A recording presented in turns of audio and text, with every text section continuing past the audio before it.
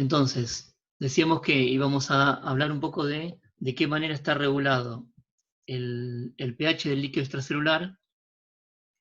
Fíjense que acá les ponen los valores de pH sanguíneo normales, ¿sí? Está regulado en valores de manera muy estrecha, ¿no? Hay los extremos, digamos, admisibles para considerar que el pH sanguíneo es normal, están muy cercanos, 7,35 a 7,45, es muy poquita la diferencia. ¿Por qué les parece que es importante que el pH tenga un cierto valor muy regulado? ¿Qué afectará si cambia el pH sanguíneo? El funcionamiento de las enzimas, muy bien. El pH sanguíneo y el pH del líquido extracelular en general va a modificar la estructura de muchas proteínas que sean capaces de unir protones o que tengan grupos cargados que puedan unir protones. Entonces, eso puede cambiar la conformación de las proteínas y cambiar la actividad de las proteínas. Entonces, es muy importante que este pH sanguíneo se mantenga dentro de valores muy regulados. Ahora, ¿por qué el pH sanguíneo se iría de los valores normales? ¿Qué es lo que puede hacer que el pH cambie? ¿Por qué no se mantiene siempre constante? Hacer ejercicio. ¿Y por qué hacer ejercicio?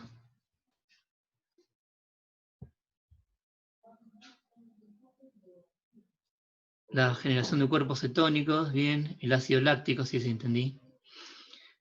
Bien. Una es la generación de esos ácidos especiales que ocurren como consecuencia del metabolismo. Tanto el ácido láctico como los cuerpos cetónicos están en el grupo de los considerados ácidos no volátiles, ¿no? ¿Y qué otra cosa se produce? ¿Qué otra sustancia con capacidad de generar ácido se produce continuamente? ¿Hagan ejercicio o no hagan ejercicio? Simplemente por el hecho de estar vivos ya se produce El dióxido de carbono.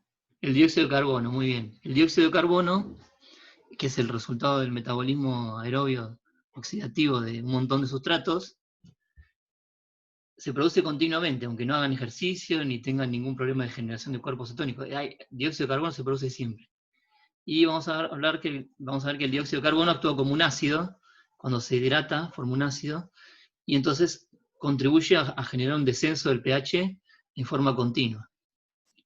Entonces, la regulación del pH sanguíneo dentro de estos márgenes tan estrechos depende, por un lado, de la capacidad que tengan distintos sistemas buffer del organismo para amortiguar esa generación continua de protones, y por otro lado de la capacidad de eliminar los protones que se van produciendo de distintas maneras, ¿no? Porque los sistemas buffer no tienen capacidad infinita. Entonces, es importante algún sistema que permita eliminar hacia el medio ambiente los ácidos que producimos. Por eso, dentro de los buffers que están involucrados en la regulación del pH del líquido extracelular, es muy importante el buffer que forma el dióxido de carbono y el bicarbonato, porque este buffer tiene la posibilidad de que los productos sean eliminados hacia el medio externo. Cuando nosotros pensamos en la hidratación del dióxido de carbono, que es producido continuamente por el metabolismo, el dióxido de carbono al hidratarse forma ácido carbónico, y este ácido carbónico se disocia en bicarbonato y protones. Entonces, esto ocurre continuamente. Se genera dióxido de carbono continuamente y se producen protones como consecuencia de la hidratación de este dióxido de carbono en forma continua. También se producen, como dijeron ustedes, otros ácidos que aportan directamente protones independientemente de la generación de dióxido de carbono, como el ácido láctico o el ácido acetoacético de los cuerpos cetónicos.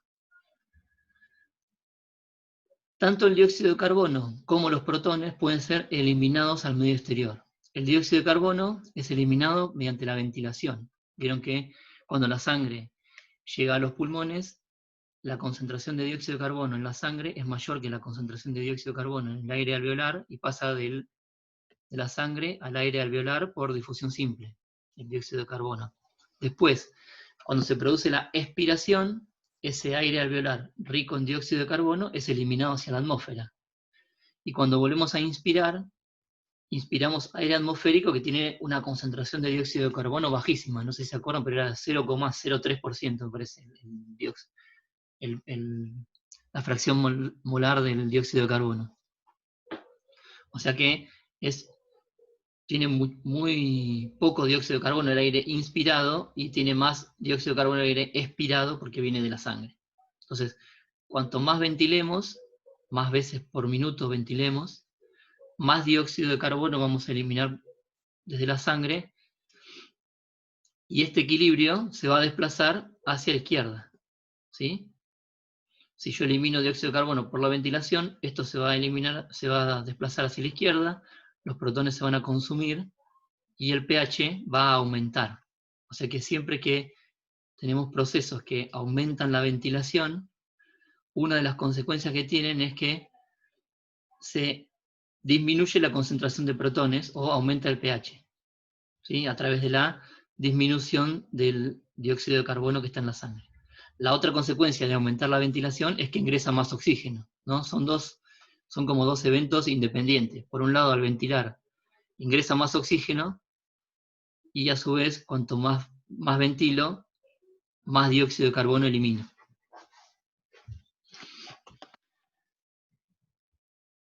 Y los protones, además, pueden ser eliminados por la orina. Como decíamos, el riñón tiene una serie de mecanismos que ahora vamos a ver, que permiten excretar protones hacia la orina y eliminarlos de esa forma.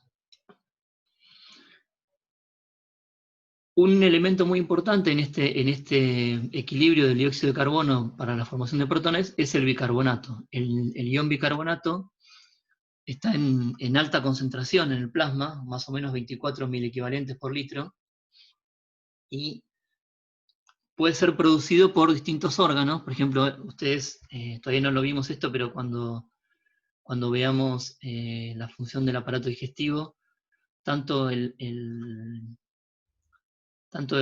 hígado como el páncreas generan unas secreciones que son ricas en bicarbonato, que van eso se vuelca en el duodeno, pero después se puede reabsorber ese bicarbonato. Y también se genera bicarbonato cuando se excretan protones hacia la luz del estómago, también en la función digestiva, lo vamos a ver en las próximas semanas. Y el riñón también tiene la capacidad de sintetizar bicarbonato. Entonces, además de que el riñón elimina los protones a través de la orina, puede sintetizar bicarbonato, que también contribuye a consumir protones y ayudar a que el pH no descienda, ¿no?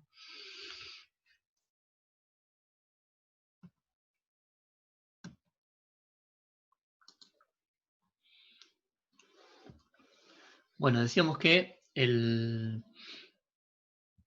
una de las formas de manejar ese ácido en forma de dióxido de carbono que se producía en el organismo era a través de cambiar la ventilación. Acá lo que les muestra es de qué manera ¿se acuerdan cuando hablaron cuando vieron la regulación de la ventilación? Había una serie de receptores en distintos vasos sanguíneos. Unos estaban en el callado de la aorta y otros en el seno de la carótida. Había receptores que eran quimiorreceptores sensibles a distintas sustancias que regulaban la frecuencia ventilatoria. Acá les muestro un poco cómo es la estructura de las células sensibles. Son estas células que se llaman glómicas. No son, los sensores no son neuronas, pero son otras células que se comunican con neuronas sensoriales. Y esas neuronas sensoriales, estas son, llevan la información al centro respiratorio.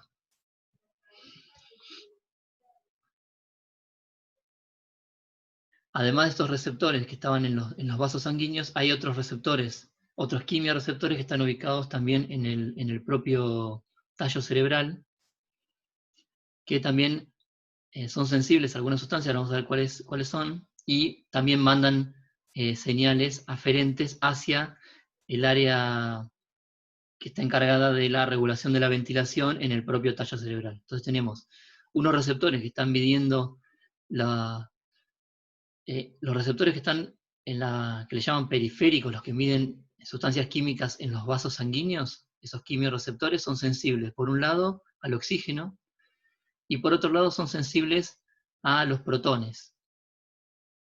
Como dijimos que los protones dependen también del dióxido de carbono, son indirectamente sensibles al dióxido de carbono, ¿no? Entonces van a detectar protones porque aumenten los protones por el metabolismo anaerobio, por ejemplo, y se produzca ácido láctico, o porque por el metabolismo aerobio se produzca mucho dióxido de carbono.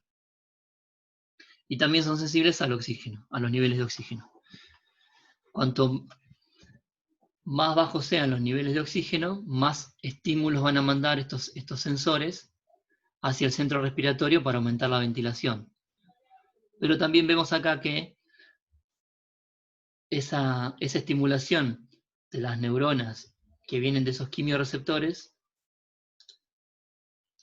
también aumenta cuando aumentan los niveles de dióxido de carbono en la sangre. ¿Sí? Esto le dice la presión arterial, la presión de dióxido de carbono en la arteria.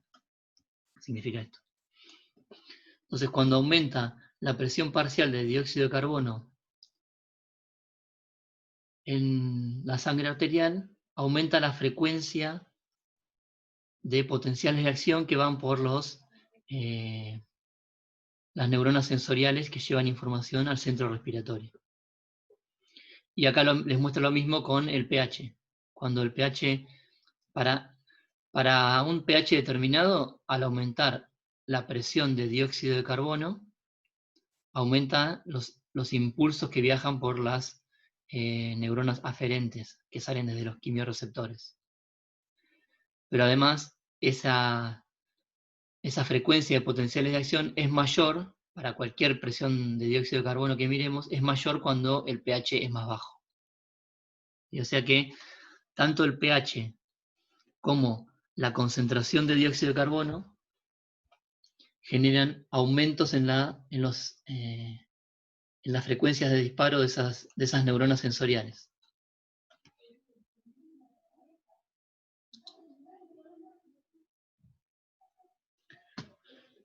Por otro lado, los receptores que están en el propio tallo cerebral son sensibles únicamente a protones, pero las neuronas que tienen, o el líquido extracelular que rodea a los sensores esos que están en el tallo cerebral, no es afectado por el cambio de concentración de protones en la sangre, porque los protones a nivel del sistema nervioso, los protones no pueden pasar libremente de la sangre hacia el líquido extracelular que está bañando las neuronas. Entonces, ¿cómo es que cambia el pH alrededor en el líquido extracelular que está rodeando estas neuronas? El pH cambia en respuesta a cambios en la concentración de dióxido de carbono. O sea que a pesar de que los sensores son sensibles a los protones, son sensibles a los protones que vienen de cambios en la concentración de dióxido de carbono en la sangre. Cuando aumenta el dióxido de carbono en la sangre, pasa dióxido de carbono al líquido extracelular que rodea estas neuronas, y a través de este equilibrio genera protones, y estas neuronas van a detectar mayor concentración de protones. Y esa información va a estimular. Sí, Ramiro. Sí, perdón, ¿se me escucha ahí? Sí. Sí. No, era para entonces entender bien que la concentración ahí de protones aumenta debido a que aumenta la concentración de dióxido de carbono en sangre. Exactamente. Por ejemplo, estos sensores que están acá, quimiorreceptores que están en el sistema nervioso, no detectan los cambios de protones producidos en sangre por generación de ácido láctico. ¿Sí? Que esa no depende, no hay dióxido de carbono aumentado. Es por metabolismo anaerobio se produce mucho ácido láctico y aumenta la concentración de protones en sangre. Estos sensores que están ubicados en el tallo cerebral no se enteran de eso. Pero sí son muy sensibles a todos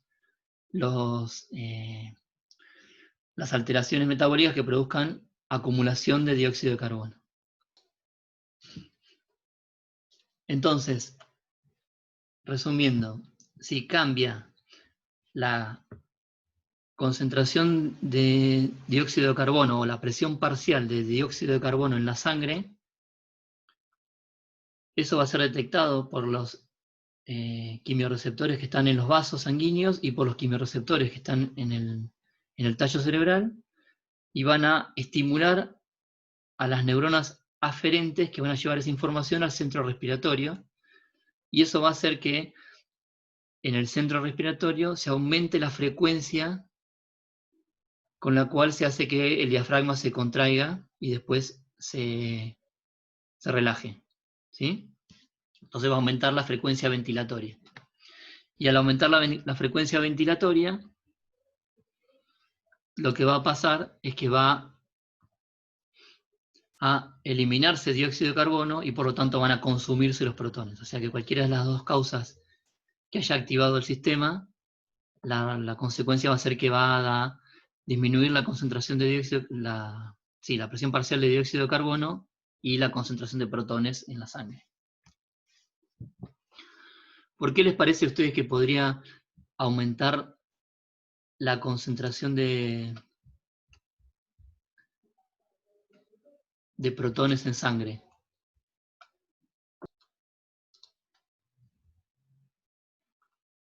Por ejemplo, el ejercicio anaeróbico excesivo podría generar una acumulación de ácidos, y eso entonces tendría como una consecuencia producir un aumento de la ventilación y una mayor eliminación del dióxido de carbono. Bien, eso podría ser una causa.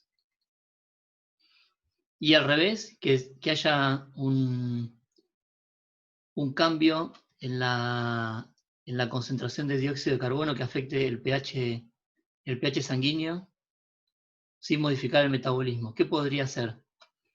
Que cambiara el dióxido de carbono y eso que tenga como consecuencia la modificación del pH del líquido extracelular,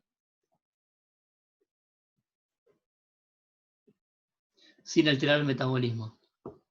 O sea que imaginemos que la producción de dióxido de carbono es normal. ¿Qué podría hacer que el dióxido de carbono aumentara en la sangre o que disminuyera con respecto a los valores normales cuando la producción es normal?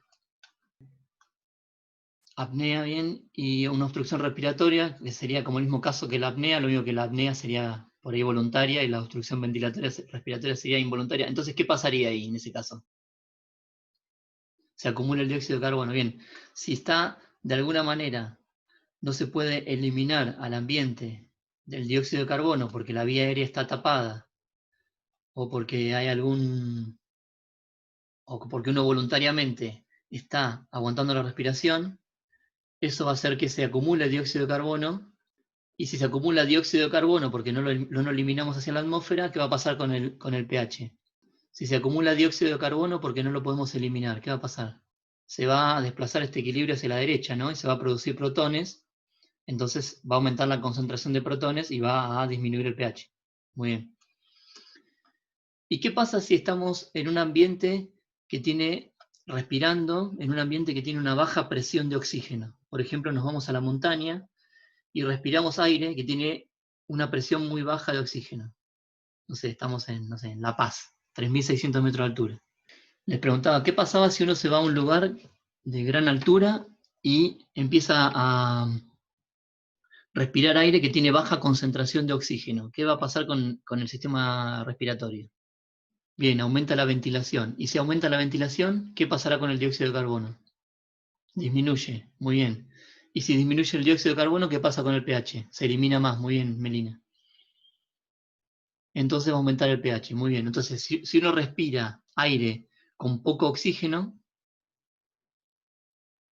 como empieza a aumentar la ventilación para compensar ese descenso en el nivel de oxígeno, una consecuencia es que se elimina más dióxido de carbono. ¿Sí? Este proceso que está acá está más aumentado. Entonces, este equilibrio se desplaza hacia allá. Entonces se consumen los protones y el pH va a aumentar. Muy bien, como dice Melina. Muy bien. Les decía que el dióxido de carbono entonces es manejado por los pulmones, por el sistema respiratorio, digamos. Cambiando la frecuencia respiratoria, uno puede cambiar la cantidad de dióxido de carbono eliminado. Y dijimos que los protones, como protones, eran manejados por los riñones. Acá nos muestra, estas figuras no es para que ustedes recuerden todos los transportadores que hay en todos los niveles del túbulo renal, sino para mostrarles algunas formas en las cuales se pueden eliminar los protones. Fíjense, esto del lado derecho de las células, estas son las células del túbulo renal, ¿no? Del lado derecho de las células tenemos lo que le llaman la luz del túbulo, es decir, el lugar por donde va a circular lo que filtró desde el producto de lo que atravesó la barrera de filtración, digamos, que se va a ir transformando a medida que va transcurriendo por el túbulo. Y del lado izquierdo tenemos el líquido intersticial que correspondería al lado vasolateral de las células, ¿no?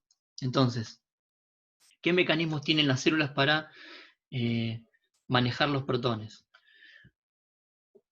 Una manera de sacar protones hacia la luz del túbulo es a través de intercambiadores con sodio. ¿Sí? Este mecanismo de usar el sodio entrando a la célula para transportar otras cosas ya lo vimos en varios ejemplos. Ayer lo veían en el sodio puede usarse así para entrar glucosa, por ejemplo, a la célula. ¿Sí? También se usa para los aminoácidos. Y el mismo transporte de sodio con glucosa y sodio con aminoácidos está presente también en el tubo digestivo. O sea que esto es un uso muy común, digamos. Se aprovecha el gradiente electroquímico de sodio que genera la bomba de sodio-potasio, que la tenemos acá del lado vasolateral, para generar un gradiente favorable a la entrada de sodio, y se usa esa entrada de sodio, en este caso, para sacar protones. ¿Sí? Es un intercambiador de sodio con protones. El sodio va a favor del gradiente electroquímico, los protones van en contra del gradiente electroquímico. Ahora, ¿qué les puede pasar a esos protones? Si hay bicarbonato en el túbulo, dijimos que el bicarbonato estaba en alta concentración en el plasma, y entonces en las primeras porciones del túbulo va a haber una gran concentración de bicarbonato. Entonces, si hay bicarbonato en el túbulo, va a reaccionar con esos protones y va a formar dióxido de carbono que puede volver a entrar a la célula. Y adentro de la célula, por acción de la enzima anidrasa carbónica, puede volver a formarse ácido carbónico y disociarse nuevamente en bicarbonato y protones.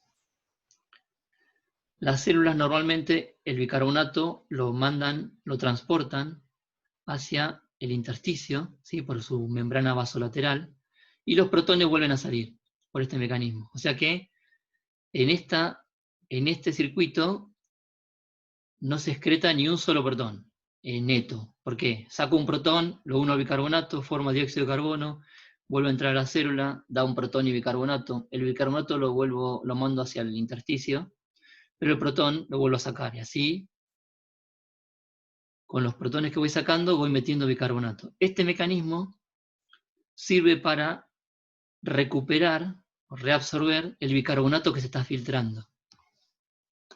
Si dijimos que era el buffer bicarbonato, dióxido de carbono y bicarbonato era muy importante para el manejo de los ácidos, bueno, en el riñón se encargan de recuperar todo el bicarbonato que se filtra en el glomérulo. ¿Sí? Uno de los mecanismos es este, a través de la formación de dióxido de carbono por reacción del bicarbonato con protones. Ahora, ¿qué pasa si los protones son unidos a otra base que no tenga transportadores para ser reabsorbido en la célula? Si es unido a otra base, como el fosfato monoácido, en ese caso, el protón forma fosfato diácido y ese fosfato diácido, al no ser reabsorbido, es eliminado por la orina, ¿sí? Entonces, acá sí hay una eliminación neta de protones. Esos protones pueden venir de la reacción esta de la anhidrasa carbónica con el dióxido de carbono y el agua, y el bicarbonato vuelve al fluido intersticial, ¿sí? En este caso, estaríamos excretando protones de manera neta, ¿sí? Mientras que en este caso estaríamos solamente reabsorbiendo bicarbonato.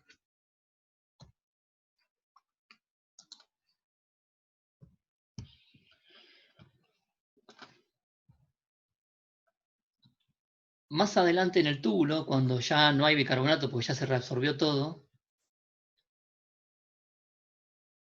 hay otros mecanismos para excretar los protones, como por ejemplo bombas que gastando ATP sacan protones hacia la luz tubular y lo hacen reaccionar con bases como el amoníaco formando amonio, y este amonio nuevamente, al no tener transportadores para volver a entrar a la célula, también es eliminado por orina. La consecuencia de esto es que el pH de la orina siempre es más bajo que el pH del plasma, ¿sí? Siempre la orina es ácida comparado con el plasma. De hecho, el pH en la orina está entre 4,5 y 6,5 más o menos. Mientras que en el plasma dijimos que estaba alrededor de 7,4 el pH. Así que en general, el pH de la orina es ácido.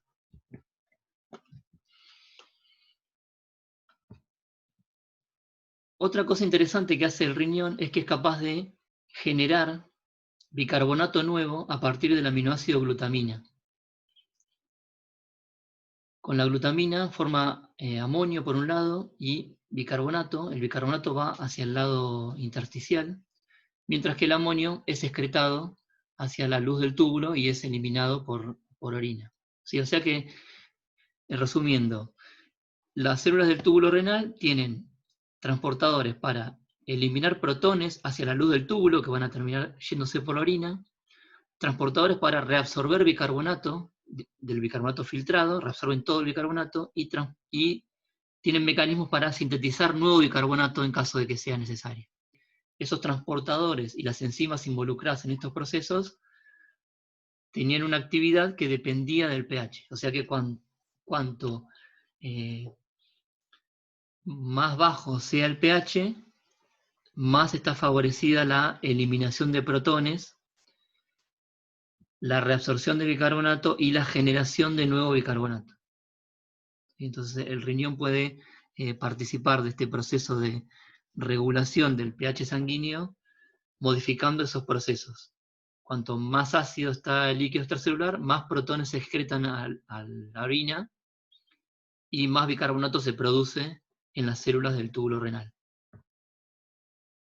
Este bicarbonato que pasa al intersticio, después va a pasar a la sangre, ¿no? Y va a ser distribuido por todo el organismo. Entonces, si volviéramos a nuestro momento de llegar a La Paz, a 3.600 metros de altura, y empezamos a respirar ese aire que tiene poca concentración de oxígeno, dijimos que una de las consecuencias es que el líquido extracelular se va a alcalinizar, ¿no? Porque perdemos mucho dióxido de carbono. ¿Y qué va a pasar con nuestra orina? ¿Qué esperan que pase con el pH de la orina? El pH de la orina también aumenta. Estos mecanismos de excreción de protones van a estar menos activos, entonces vas a tener menos excreción de protones hacia la orina y vas a tener un pH en la orina más alcalino. O sea que si el pH en el líquido extracelular se hace más ácido, o se hace más bajo el pH, se eliminan más protones a la orina y la orina también es más ácida. Y si ocurre lo contrario, si el pH en el líquido extracelular se hace más alcalino, en la orina también aparecerá más alcalina. Acá lo que vas a ver es que si ventilamos más, eliminamos más dióxido de carbono, esto se desplaza para allá y esto va a cambiar el pH del líquido extracelular. Vos decís que si la concentración de protones baja, entonces lo que se elimina por orina también va a ser menor, entonces va a haber una orina más alcalina, ¿no? Eso sería Esto, no me acuerdo si lo vieron en la en la clase con Verónica.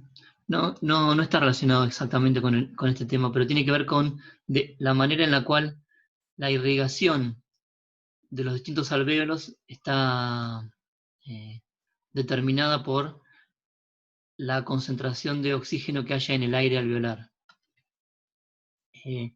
Vieron que cuando hablamos del sistema circulatorio vimos que la regulación del flujo de sangre estaba dada por, del flujo de sangre a los distintos lechos vasculares, estaba dada por los cambios en el grado de contracción del músculo liso de los vasos.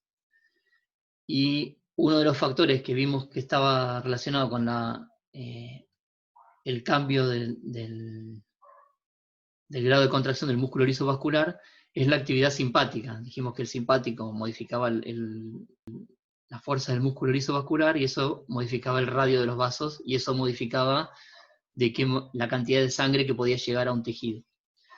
Y también hay otros factores que son locales, que son sustancias producidas en cada tejido y están relacionados muchas veces con, entre otras cosas, con la concentración de oxígeno que hay en los tejidos. Entonces, en todo el cuerpo, lo que se ve comúnmente es que cuando la concentración de oxígeno en el tejido es más baja, los vasos sanguíneos se dilatan y eso permite que llegue más sangre y entonces que llegue más oxígeno a los tejidos.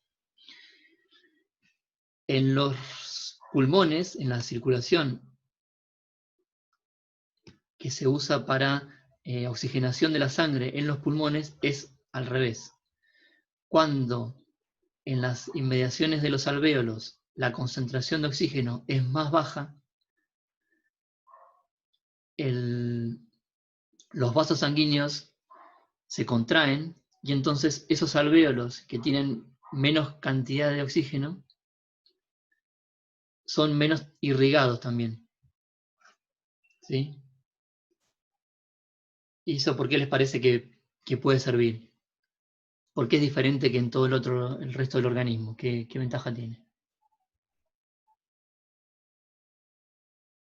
Para aprovechar los alvéolos oxigenados. Muy bien. Si yo, en los vasos sanguíneos que están irrigando alvéolos poco oxigenados, si las arteriolas que llegan a esos vasos están con menor radio y entonces permiten menos flujo de sangre, se mandan menos sangre a los alvéolos que tienen poco oxígeno y más sangre a los alvéolos que tienen mucho oxígeno. Y eso es útil porque hay que tener en cuenta que la sangre que llega a estos alvéolos no viene a traer oxígeno al tejido, sino que viene a buscar oxígeno y a llevárselo al otro lado. Entonces, de esta forma, yo puedo optimizar el flujo sanguíneo en los pulmones y mejorar la oxigenación de la sangre que llega a los pulmones. En los demás tejidos del organismo, la sangre lleva oxígeno al tejido y ahí es útil que haya vasorelajación en los lugares donde están poco oxigenados porque le va a permitir que llegue más sangre y por lo tanto que llegue más oxígeno. Pero en el pulmón es al revés. Donde hay poco oxígeno hay vasoconstricción. ¿Sí? Tienen una respuesta diferente de las células musculares a la presencia de oxígeno. Era una cosa que les quería comentar que no está relacionada con lo del pH, pero sí con la parte de la función respiratoria.